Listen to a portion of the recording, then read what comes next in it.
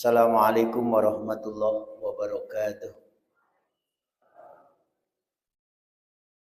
Alhamdulillah alladzi anzalal Qur'an hudan linnas wa bayyinatin minal huda wal furqan. Asyhadu an la ilaha illallah wahdahu la syarikalah wa asyhadu anna Muhammadan abduhu wa rasuluh.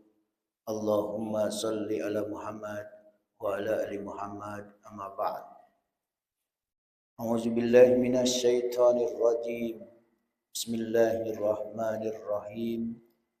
Fa in khiftum farijalan aw rukbanan fa iza amintum fazkurullaha kama 'allamakum ma lam takunu ta'lamun. Fa in khiftum, jika kalian dalam keadaan takut, dalam keadaan bahaya, farijalan, maka sholatlah sambil berjalan, au rukbanan, atau sholatlah berkendaraan. Faiza amintum, kemudian apabila kalian telah kondisinya aman, fazkurullaha, maka sebutlah Allah, maka sholatlah kama allamakum, sebagaimana Allah telah mengajarkan kepada kalian, ma lam takunu ta'lamun, apa yang belum kalian ketahui. Surah Al-Baqarah ayat 239 sebenarnya itu serangkaian dengan ayat sebelumnya. Namun pada kesempatan ini karena penafsirannya kalau boleh diterjemahkan ke dalam bahasa Indonesia di dalam tafsir Al-Qur'anil Azim Ibnu Katsir itu di ayat 238 itu sampai 8 halaman. Maka untuk menyingkatkan dan meringkas dijadikan 2 kali pertemuan dengan 239. Hari ini, minggu kemarin tentang sholat hafizu ala sholawat was sholatil wusta. Itu yang kemarin, yang minggu kemarin. Sholatlah kalian, peliharalah, jagalah sholat 5 waktu atau semua sholat. Dan sholat wusta, penekanan dari sekian banyak pendapat yang paling rajih, yang paling kuat adalah sholat asar. Tentu dengan tidak menafikan pendapat-pendapat yang lain karena masing-masing waktu itu punya nilai, ya, keutamaan. Nah, itu adalah sholat yang normal. Sholat yang normal. Pelihara, jaga sholat 5 waktu. Apalagi sholat wusta. Wa qumu lillahi qanitin. Dan laksanakanlah sholat tersebut dengan penuh ketundukan, kepatuhan, rasa takut, dan juga khusyuk. Itulah minggu yang lalu. Dan itu sholatnya normal. Sekarang, fa'in khiftum. Bagaimana kalau sholat dalam kondisi ketakutan? Maka berbagai ulama tafsir al-mufassirun menjelaskan tentang ayat ini dengan berbagai penjelasan. 1, takut karena sedang pertempuran atau peperangan. Yang kedua, karena takut ya air bah yang sangat dahsyat dan besar. 3, karena ada binatang buas yang mengancam. Ya. Maka kalau kita misalnya rombongan, ya, sholat menurut kondisi untuk menjaga dari bahaya tersebut. Yang jelas, dalam semua kondisi sholat tidak boleh ditinggalkan. Kata kunci sholat tidak boleh ditinggalkan. Nah, sesudah Allah memerintahkan kepada hamba-hambanya untuk memelihara sholat yang seperti kemarin, syarat rukunnya harus terpenuhi, batasan-batasnya sudah ada, juklak dan juknisnya juga ada, perintahnya juga jelas, maka Allah tetap menginginkan hambanya itu jangan meninggalkan sholat. Sampai-sampai fa in khiftum farijalan aw rukbanan. Maka dalam keadaan takut, dalam keadaan kondisi bahaya, tetap sholat. Tapi sholatnya farijalan. Ya, sambil berjalan. Dari kata rijlun. Ya. Artinya kaki.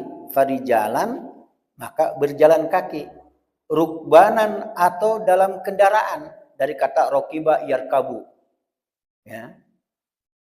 Asal katanya. Fa'ila yaf'alu. Nah, boleh. Ya boleh. Dalam kondisi bagaimanapun. Apakah sambil berjalan? Silahkan. Atau berkendaraan? Juga silahkan. Ustadz, saya pakai motor, kondisi ya sangat-sangat bahaya. Saya singgah di sana, bahaya. Dapat informasi berita begini dan begitu. Boleh enggak saya sholat di dalam motor? Bagaimana cara takbirnya? Tentu takbir ya gerakannya tidak seperti apa yang normal. Jangan dalam motor kita ruku sujud seperti biasa. Bagaimana? Ya. Kalau misalnya tangan kanan memegang setang, jangan tangan kanan dan tangan kiri bersedekap. Itu bagaimana motornya? Motor kita bukan jalan sendiri dan pakai remote. Maka peganglah satu dengan tangan kanan, yang satu bersedekap. Itu misalnya dalam kondisi. Nah, ruku sujudnya bagaimana? Rukunya jangan turun dulu dari Honda, dari motor, di Honda dengan isyarat. Ruku, ya, i'tidal, sujudnya lebih rendah daripada ruku. Termasuk di dalam kendaraan, apakah pesawat, mobil, dan lain sebagainya. Yang penting, yang jelas, sholat tidak boleh ditinggalkan. Kan itu hebatnya dan utamanya sholat. Tidak boleh ditinggalkan. Di paragraf yang kedua, sholatlah kalian dalam keadaan bagaimanapun. Sedang berjalan, silakan. Berkendaraan, silakan. Dengan kata lain, baik menghadap ke arah kiblat ataupun tidak. Boleh. Kalau dalam keadaan bahaya. Perang misalnya. Namanya sholat khauf. Sholat khauf namanya. Dalam berperang boleh ya menghadap kiblat, boleh tidak menghadap kiblat.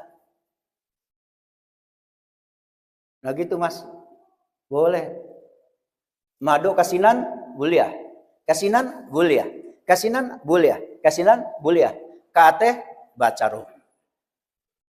Tidak mungkin. Jadi ke semua arah boleh menghadap. Dalam sholat khauf, misalnya sholat khauf, takut karena perang dan kondisi yang lain. Ibnu Umar apabila ditanya mengenai sholat khauf itu apa? Sholat karena takut, sholat karena khawatir, sholat karena bahaya. Termasuk sholat khauf ini biasanya dalam fikih ini babnya adalah bab berperang. Sholat dalam kondisi berperang dan bertempur dengan musuh. Namanya sholat khauf. Maka Umar apabila ditanya mengenai sholat khauf, maka ia menggambarkannya Lalu dia berkata, dan jika keadaan takut lebih mencekam dari keadaan lainnya, maka mereka sholat sambil berjalan kaki atau berkendaraan, baik menghadap ke arah kiblat maupun tidak menghadap ke arah kiblat. Jadi kuliah mado ke kiblat atau indah kuliah ya, dalam sholat khauf, sholat takut. Imam Muslim meriwayatkan dari Ibnu Umar yang mengatakan apabila rasa takut bahaya lebih mencekam dari itu, maka sholatlah kamu baik sedang berkendaraan ataupun berdiri dengan memakai isyarat. Dengan memakai isyarat. Jadi boleh. Berarti misalnya ruku, i'tidal, sujud, ya. Kemudian di antara dua kali sujud tidak normal seperti biasa, boleh pakai isyarat saja, boleh. Jadi yang pakai isyarat itu tidak mesti yang sakit parah saja, tidak, tetapi yang tidak sakit tapi dalam kondisi khauf, dalam kondisi takut, dalam kondisi berperang, dalam kondisi ada bencana, dalam kondisi bahaya, boleh dengan isyarat saja sholatnya itu. Di dalam hadis Abdullah ibnu Unais al-Juhani disebutkan bahwa tatkala Nabi mengutusnya untuk membunuh Khalid ibnu Sufyan al-Huzali, ketika itu Khalid berada di arah Arafah atau Arafah. Setelah Abdullah ibnu Unais berhadapan dengannya, maka tibalah waktu sholat asar. Abdullah ibnu Unais melanjutkan kisahnya. Maka aku merasa khawatir, merasa takut bila kesempatan ini digunakan oleh musuh. Lalu aku sholat dengan memakai isyarat hingga akhir hadis yang cukup panjang hadisnya tersebut. Nah, di dalam riwayat ini menunjukkan bahwa sholat dengan isyarat boleh. Sholat dengan cara demikian merupakan salah satu rukhsah, dispensasi, keringanan dari Allah ya untuk hamba-hambanya. Maka dengan demikian terlepaslah dari mereka belenggu dan beban yang memberatkan mereka. Yang penting sholat. Sholat. Jadi ini tentang sholat dalam kondisi bahaya. Jadi boleh. Berjalan boleh. Berkendaraan boleh. Kalau sholat khauf malah di dalam kitab Sifatu Sholatin Nabi ada 3 cara. Khusus tentang sholat berperang. Ya. Bahkan yang paling banyak dipegang oleh masyarakat Indonesia termasuk Malaysia juga adalah Haji Sulaiman Rasyid dengan Al-Fiqhul Islami, fikih Islam. Ini banyak dipegang. Ya. Bahkan dia mencantumkan ke urang awak bana kuah. Haji Sulaiman Rasyid ke urang awak bana Minangkabau. Tapi ini pegangannya adalah sudah mendunia. Nah, kalau di sini dicantumkan, bahkan dia menyebutkan ada 3 cara. Sebagian lain mengatakan ada 8 cara, sebagian lagi ada mengatakan 20 cara dan 30 cara. Menurut kondisinya, ini ungkapan daripada beliau. Tapi yang beliau tekankan di sini 3 cara seperti di kitab-kitab dan buku-buku yang lainnya. Ya, jadi kalau imam satu berdiri, musuh di depan, maka ada yang menghadap ke arah musuh, ada yang menghadap ke bertolak belakang, ke belakangnya. Ya, selesai 1 rakaat, nanti pindah posisi. Sempurnakan oleh masing-masing nanti. Ya, sempurnakan oleh misalnya 1 rakaat, nanti pindah posisi, nanti sempurnakan 2 rakaat. Karena dianggap nanti begini membahayakan. Nah, sholat tersebut. Ada juga sholat sambil membawa senjata, sambil berjalan berdiri boleh. Itu kalau sudah mencekam. Itu adalah sholat khauf. Ya, silakan saja nanti bisa juga dicari di sini. Ya, nanti tulis sholat khauf, sholat takut atau bahaya atau sholat berperang. Nah, khusus untuk sholat berperang nanti di dalam surah An-Nisa, surah yang keempat 102. Kalau ini adalah umum sifatnya dalam kondisi bahaya, takut. Maka include di sana adalah sholat berperang, waktu berperang. Ada juga tafsirannya tuh ada binatang buas yang membahayakan, ada air bah yang sangat besar, dan kondisi-kondisi yang lain. Tapi sholat khauf khusus itu adalah surah An-Nisa ayat 102. Nanti bisa dicek, ya, bisa dicek. Tapi mungkin tidak dibahas di sini.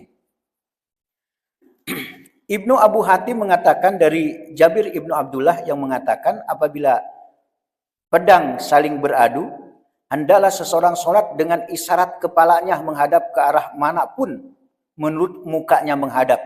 Yang demikian itu adalah makna sambil berjalan kaki atau berkendaraan. Bayangkan sedang perang bana, ya, atau sedang adu senjata, tetap sholat. Walau alam kan, apakah kita mati waktu itu atau tidak? Begitu. Bayangkan sedang dalam kondisi bahaya saja sholat. Ada enggak dalam kondisi aman-aman saja tidak sholat? Ada enggak? Yang mengancam? Tidak ada. Ya, negeri aman. Bertetangga aman. Semuanya aman. Santai-santai. Aman. Ya, kita doakan. Tun sanak kita yang seperti itu doakan. Mudah-mudahan ya, mudah-mudahan digerakkan oleh Allah Subhanahu wa taala. Bapak Ibu rahimakumullah, untuk mendapat dari halaman 1, halaman 2, halaman 3 untuk potongan ayat fa in khiftum farijalan aw rukbanan, ya, itu cukup banyak sampai 3 halaman di sini.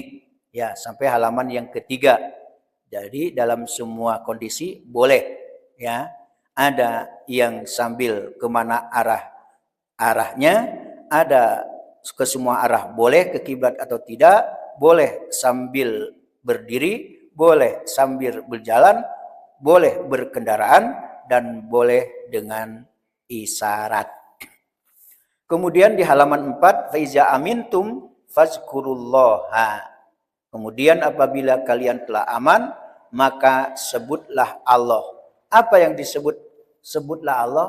Maksudnya adalah sholat normal. Jadi sholat normal. Hah? Di mana? Hah? Ya. Nah, sebutlah nama Allah.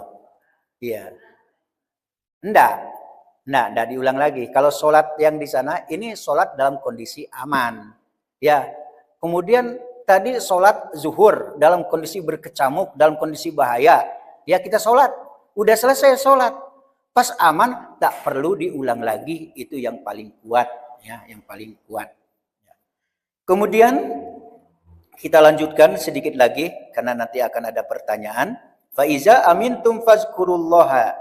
Kemudian apabila kalian telah aman, maka sebutlah Allah. Artinya apa? Dirikanlah sholat kalian seperti diperintahkan kepada kalian. Nah, sempurnakanlah rukunya. Normal berarti.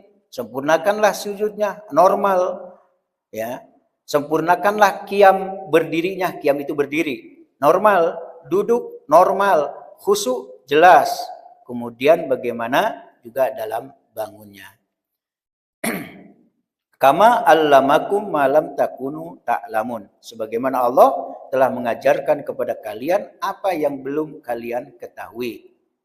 Nah, sebagaimana Allah Subhanahu wa taala telah melimpahkan nikmatnya, telah memberikan petunjuk iman kepada kita, telah mengajarkan kepada kalian hal-hal yang bermanfaat untuk dunia dan akhirat, maka kalian harus membalasnya dengan bersyukur dan berzikir menyebutnya. Maka makna syukur di sinilah, ya, mensyukuri nikmat. 1, syukur dengan lisan, banyak memuji Allah, ya, banyak baca Quran, banyak zikir, membaca, ya, bacaan sholat juga termasuk adalah zikir. Maka cara syukur kepada Allah adalah dengan lisan. Syukur dengan hati. Apa maksudnya? Asyukru bil qalbi. Syukur dengan hati adalah meyakini dan memastikan bahwa nikmat yang telah sampai kepada kita adalah dari Allah. Nah, itu dengan hati itu. Jadi nikmat apa saja yang sampai kepada kita dari Allah, itu dengan hati. Soalnya ada orang yang hati tidak menerima karena kesombongannya, ini karena jerih saya, payah saya. Nah, tidak menerima dari Allah, padahal memang dari Allah. Nah, itu syukur dengan hati. Kemudian syukur dengan anggota badan. Asyukru bil arkan wal a'dha. Bagaimana caranya? Salah satunya adalah gerak-gerik kita, langkah kita, ayunan tangan kita. Termasuk gerakan sholat itu adalah rasa syukur kepada Allah. Takbir, ruku, iktidal, sujud, salam. Itu semua gerak dalam rangka mensyukuri nikmat Allah Subhanahu wa ta'ala. Sehingga di dalam surah An-Nisa ayat 103 di sini juga dikatakan untuk menguatkan surah Al-Baqarah 239, kemudian apabila kalian telah merasa aman, maka dirikanlah sholat itu sebagaimana biasa. Sesungguhnya sholat itu adalah faradu yang ditentukan waktunya atas orang-orang yang beriman. Nah, An-Nisa 103 ini lanjutan tentang sholat khauf. Takut termasuk adalah cerita tentang sholat dalam kondisi bertempur atau berperang. Hadis-hadis yang menerangkan tentang sholat khauf dan cara-caranya akan diketengahkan nanti dalam tafsir surah An-Nisa ayat 102. Itu yang tadi disebutkan. Ya, umur kita sekarang baru surat Al-Baqarah ayat 239. Sementara tentang sholat khauf surah An-Nisa ayat 103. Berarti didoakan mudah-mudahan ya umurnya panjang. Sampai surah An-Nisa minimal dan selanjutnya. Silakan, nanti kecewa kalau tidak dipersilahkan. Ini sudah selesai yang ini. Assalamualaikum warahmatullahi wabarakatuh.